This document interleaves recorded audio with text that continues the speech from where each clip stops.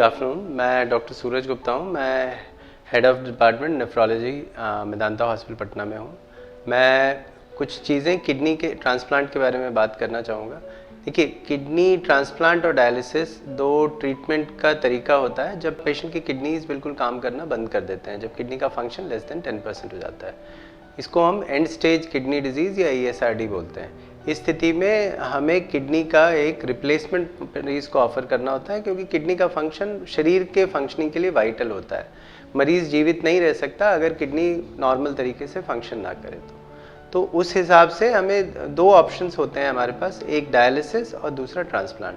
अगर हम डायलिसिस और ट्रांसप्लांट को कंपैरिजन करेंगे तो ट्रांसप्लांट डायलिसिस से हमेशा एक better quality of life provide करता है और लॉन्गेविटी, जो मरीज़ ज़्यादा दिन तक जीवित रह सकता है। अगर हम देखेंगे तो डायलिसिस हफ्ते में 3 बार मरीज़ को हॉस्पिटल आना पड़ता है, उसके वेजेस का लॉस होता है, नौकरी नहीं कर पाता, और लॉन्गेविटी ऑफ लाइफ, ज़्यादातर जो एवरेज सर्वाइवल होता है वो 5 से 6 साल से ज़्यादा मरीज़ नहीं जी पाता है, और जनरली उसकी तकलीफ़ें भी धीरे धीरे बढ़ती जाती हैं। जबकि अगर वो वही मरीज़ अगर उसका ट्रांसप्लांट संभव हो पाता है तो उसका लॉन्गेविटी, उसका life span more than 10 to 15 years हो पाता है। मरीज़ एक 15 साल तक आराम से ज़िंदगी जी सकता है, 15 से 20 साल तक, और उसकी जो एक्टिविटीज़ होती हैं वो अपनी नौकरी कर सकता है। लॉन्ग टर्म में उसका इलाज का खर्चा भी अगर हम देखें तो डायलिसिस से काफ़ी कम हो जाता है और एक स्वस्थ ज़िंदगी जी सकता है। ट्रांसप्लांट का कैसे होता है?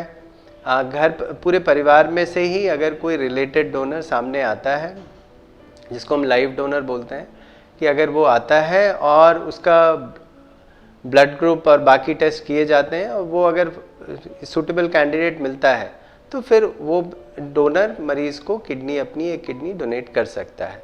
एक ही किडनी डोनेट की जाती है और ये टेस्ट पूरी तरह से किए जाते हैं ताकि डोनर की लाइफ को कोई ऐसा नुकसान ना हो, डोनर की ज़िंदगी एक नॉर्मल ज़िंदगी की तरह कंटिन्यूड रहे। अगर ये समझते हुए सारे टेस्ट किए जाते हैं तभी वो डोनेशन के लिए फिट पाया जाता है। नॉर्मली कैसे डोनेशन होता है? नॉर्मली लैप्रोस्कोपिक सर्जरी होती है डोनर की, जो कि हार्डली अराउंड डोनर को 2 से 3 दिन के लिए भर्ती रखा जाता है और उसके बाद वो विदिन 1 वीक अपना normal activity, normal life resume कर सकता है।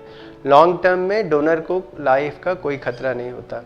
अगर हम मरीज़ को देखेंगे तो विदिन 2 वीक्स मरीज़ अपना नॉर्मल एक्टिविटी, नॉर्मल घर पे डिस्चार्ज हो जाता है।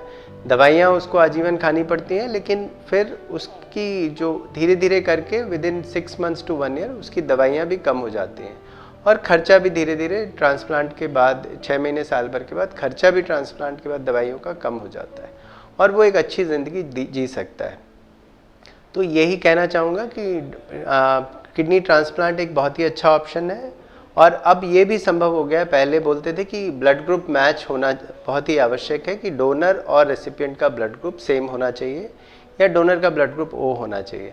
बट आज के टाइम पे अक्रॉस द ब्लड ग्रुप की ABO इनकम्पैटिबल बोलते हैं, जिसमें कि मरीज़ का और ये डोनर का ब्लड ग्रुप सेम ना हो तो भी वो किडनी डोनेट कर सकता है और उसको पेशेंट को वो किडनी लगाई जा सकती है। तो ऐसी स्थिति में वो भी संभव है।